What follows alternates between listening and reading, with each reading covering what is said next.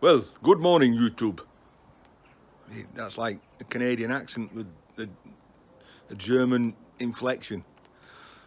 The reason I say that is I woke up this morning and I've got a mail call from,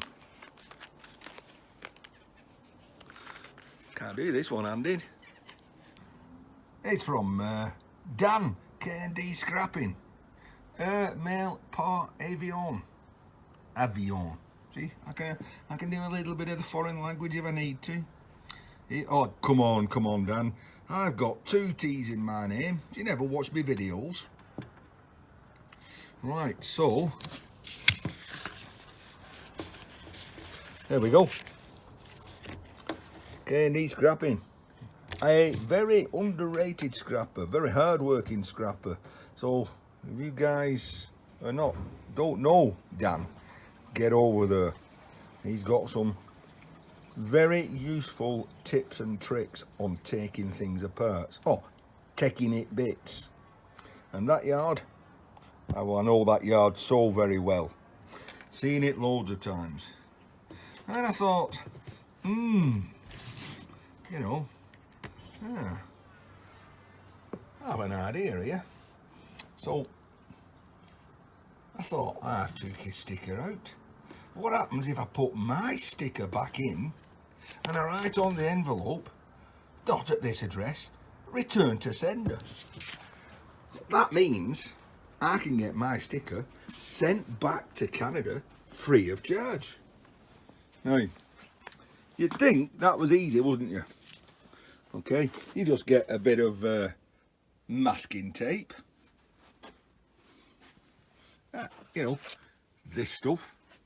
But can I tell you how hard it is? Have you ever tried to unravel, I don't know, 5-year-old masking tape? I can tell you now, it ain't easy. I've picked and I've picked and I've poked and I've scraped and I managed to get just enough off so my sneaky plan will work.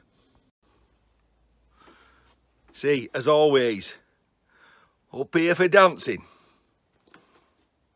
down there for thinking. I might have got that wrong. Right, come on, let's tiny update on where I'm up to. Okay, so where do we start? Well, it's a dry day. Yeah, it's a little overcast, but it's dry and it's a bit chilly. Right, I've got to do some tidying up because the wife will not be happy with all this scrap on the floor. I've got to do something with that. Walk over there in a minute. That's not some kind of underwear, it's Ian's thong. It's a washable mask that we're supposed to wear over here in the UK. I need a little bit of help off people. If you've not seen the video yet, that's going to be the next one, where I've stripped those big transformers and took all the windings off, copper and aluminium. So I need to sort through those yet. A nice couple. Okay, and this is what I'm going to ask for a little bit of, not help, suggestions. So if anyone can suggest what I need, put it into the comments. Which is, I ain't sure if this is like a paper.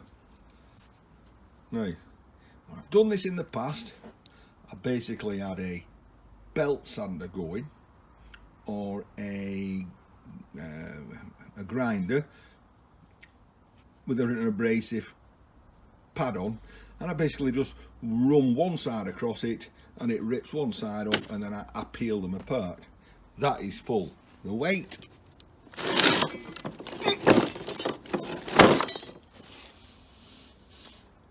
hazard a guess one-handed and say there's 30 kilos, 50-60 pounds of mixed aluminium and copper in there.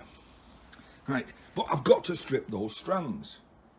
Right, what I've done is I've took a few apart and I've just thrown them in some water. My idea is if that's just paint, if that's just paper, it should soak and come off easy. I've also, when I had the fire going last night, I took a coil off and threw it in the fire, which without doubt burned all the covering off. It leaves it with this greyish cover on it, which may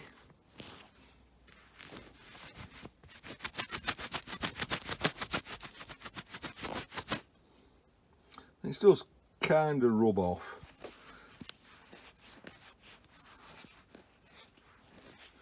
Ish.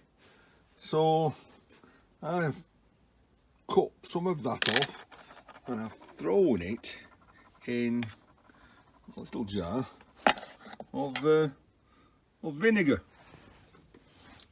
Here's my vinegar, and I've thrown it in there. Now that's not been in there that long. That's probably only been there 30 minutes. Oh yeah, but you can see already that seems to be working. Okay, so I want to drop that back in and see if it will totally take that greyish covering off. Yeah, I've got no doubts if I get a file or a bit of emery cloth, sandpaper, that will clean it up just nice. But that's going to be slow doing on the amount I've got. So there we go. That's the challenge for you people. What is going to be the easiest? Not necessarily the quickest.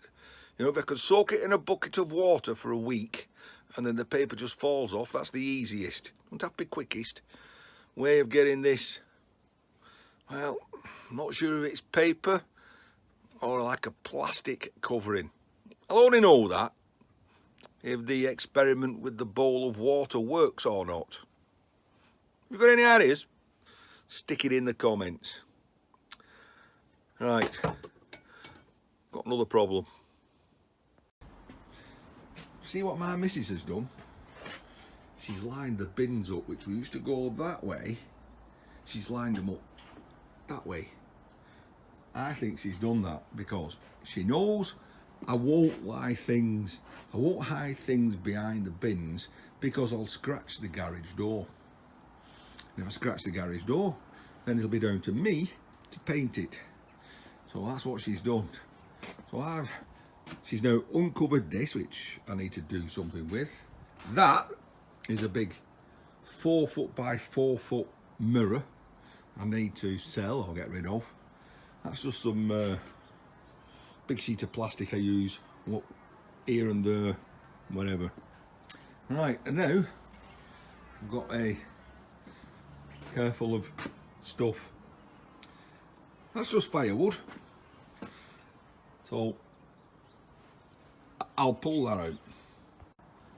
And just like that, I've got all the wood out the car.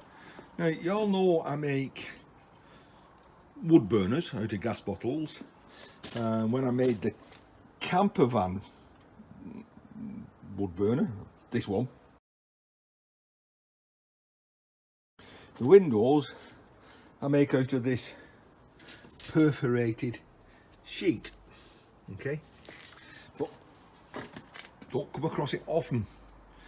And where I picked that wood up this morning, he had some of this which was going in the scrap bin, and I was welcome to take enough to well, to make a load of Volkswagen camper burners or whatever else I can put my creative mind to.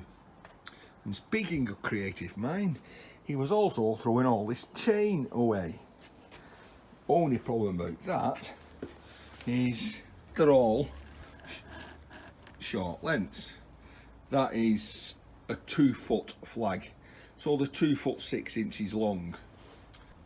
750 millimeters long probably. But I've also seen on YouTube lots of people welding the links together and making things to sell.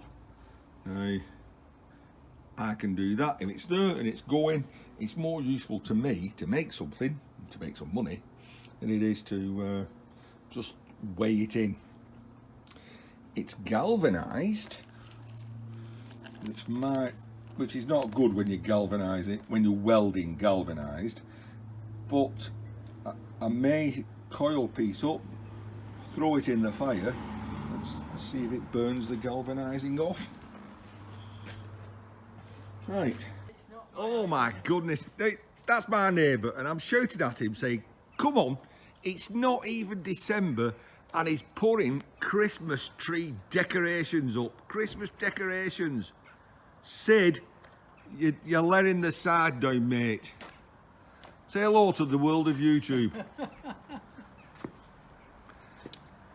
I'll tell you what, whilst you're there, you can tell them what it's like to live opposite a scrap man for 30 years. No, don't answer that. Just I'm a wonderful neighbour. We're just thinking of moving. Thanks, Sid. Right, okay, oh, you let me down. Flipping heck, I've hardly done anything. I've actually, say it again. Do you know, I've hardly done anything. I've had to leave the stuff in the car. I'll sort that out tomorrow. Looks like the neighbours have put, more neighbours have put some twinkly lights up. Bah humbug. As you can see, it is starting to go dark. Okay, so we're losing the light fast. There's a big dirty cloud over there. I've got the chimney up. I'm going to be lighting the fire in a moment. Probably not that easy to see, but my breath is starting to freeze.